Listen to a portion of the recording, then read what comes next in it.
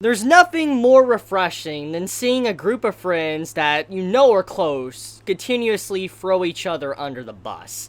I have really grown fond of Blue. I'm not gonna lie, I'm so thankful so many of you have recommended me to watch this anime, and I have peeked at the manga, I'm not gonna lie. I have not read ahead, but I have peeked at the beginning chapters, and oh my god, the artwork, by the way, like, whew, that's really nice. But the thing is, though, Blue has just been quite an experience. I've loved the series. I've loved all these episodes, and as I've said repeatedly throughout these episode reviews, I've talked about how I love how organic, Blue feels. It feels like a true college anime series. Even though I thought it was going to be about diving, it's not really about that. It's more about, the drinking than anything else, which, I'm fine with. It's a little bit misleading when you first hear about Blue. I always thought it was like a diving series.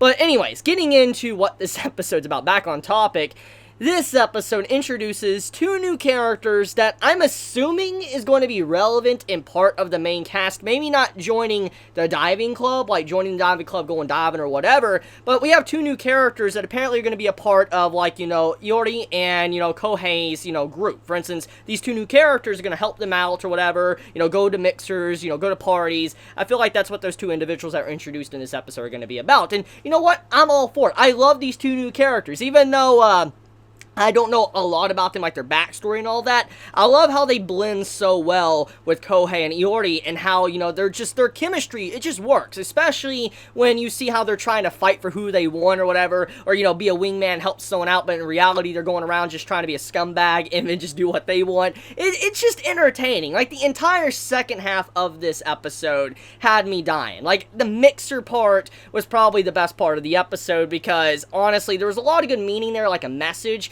But on top of that, just seeing this group of friends trying to help each other out, like, it started off to where they wanted to help out Iori and allow it to where everybody can have girlfriends. That's kind of the main point of where it started off from. But then it progressed into a point where this dude that was like a virgin could potentially get with a girl, and so they all three wanted to help him out. But then it eventually turned into where they were all competing over the same girl and all that, and I'm just like, oh my god, this series right now, like, they're continuously just throwing each other under the bus to get what they want, and eventually it resulted in the ending part of it to where he's like, why would you do that? Why would you say the ultimate rule you don't say in a mixer, say I have a girlfriend? And like, all of them are like, he has a girlfriend, and the girls are like, oh, we already knew he had a girlfriend and all that, we already knew before we even came here. And I'm like, oh my god, like, this man didn't have a chance at all. And I feel very bad for Iori, because man's entire situation, he can't really get lucky. I mean, I guess Chisa, she's pretty beautiful and all that, so I mean, honestly, you should go for it. I mean, be with her. But the point is, though, is obviously he doesn't think of Chisa as a romantic interest. He's more interested in the other women. And I'm laughing when I saw that, of how this man was just, like, wanting to be with this girl, like a cute girl and all that, but he couldn't, because then they found out, he already had a girlfriend. So, just great stuff.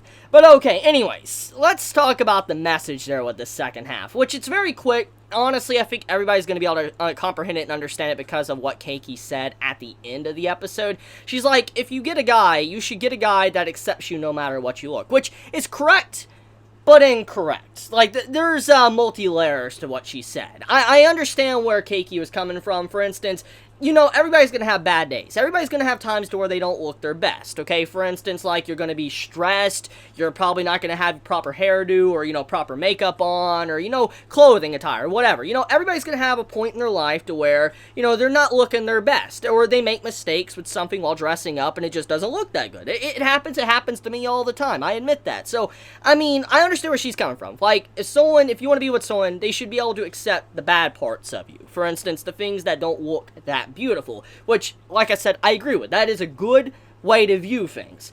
But at the same time, there's another opinion that could be attached onto this that is not overly correct. For instance, what she was saying. Now, for instance, she's like, okay, you should accept everybody for, how they look and all, which I agree with. You should look deeper inside for how their soul is, or the person, how their inner personality is, and how they treat you. I think that is a very big part of choosing someone. But let's be completely real with each other. 100% real, okay?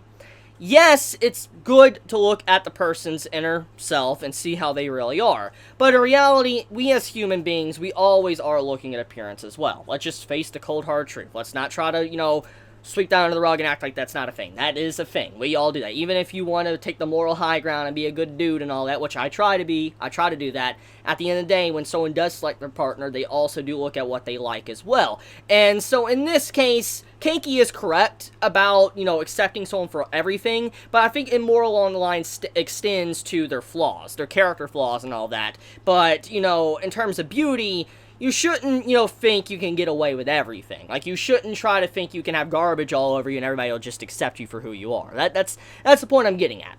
So anyways, Keiki. As a character, I like her a lot. Especially when she does not have makeup on, which, whoa.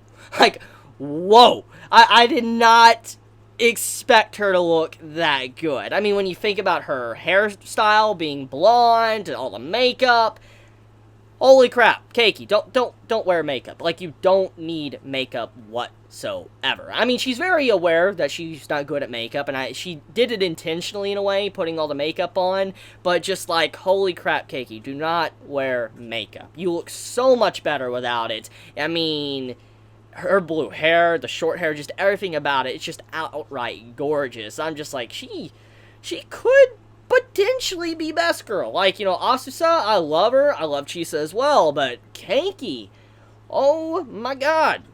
Not gonna lie, I like her design. I like her regular design without the makeup. I want more of her. And I'm glad she's joining the club. I'm glad she's joining the diving club. And she's not gonna be kind of sidelined and never really appear ever again. I'm glad she's gonna be a part of the main cast.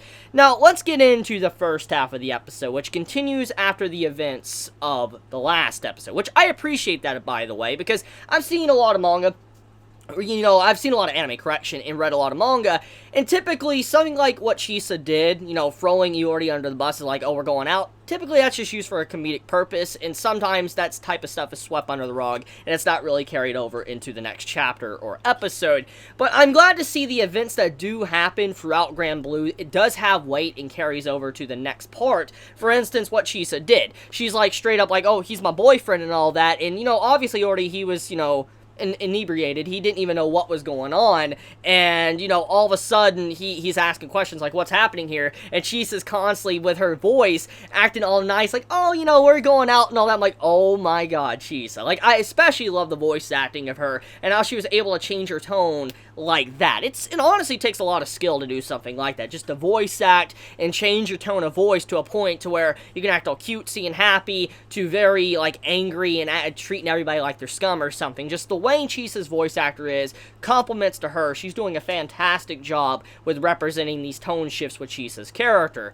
Now, speaking of which though, the first half, he's in a bad spot. Everybody does not like him because he's with a pretty girl and all that, and, everybody's jealous, they want him. And I really love how quick Kohei was there to kind of throw Iori under the bus, and is like, yo, wait, you're not angry at me? Like, you're not mad with me or anything? He's like, no, we have no problem with you. And so he's like, oh, okay, and he started being scummy to Iori, but then Iori threw him under the bus. It's like, hey, no, he's going with Asusa and all that, so, yeah, and then they started hating on Kohei, so just...